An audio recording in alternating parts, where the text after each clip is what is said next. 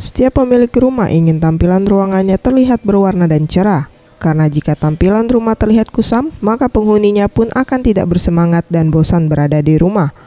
Untuk itu, pemilihan efek warna dapat membuat tampilan rumah lebih cantik dan membuat penghuninya lebih betah di rumah. Salah satu cara untuk membuat rumah tampak lebih ceria adalah menggunakan wallpaper. Ada berbagai motif dan warna dari wallpaper untuk menghias ruang keluarga maupun kamar, seperti motif klasik, minimalis, modern, dan abstrak. Salah satu karyawan toko yang menjual wallpaper, Rindang, mengutarakan motif klasik dan minimalis lebih banyak dipilih karena dapat mengurangi rasa jenuh atau bosan.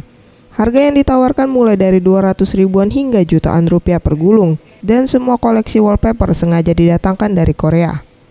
Motifnya itu ada yang motif klasik, minimalis, modern, abstrak. Ini yang impor dari Korea. Ia menambahkan, perawatan yang dilakukan pada wallpaper cukup mudah. Untuk menghilangkan noda cukup mengusapkannya dengan kain basah. Namun untuk noda yang bandel bisa menggunakan sikat berbulu halus. Mega Dwi Handayani, Sriwijaya TV.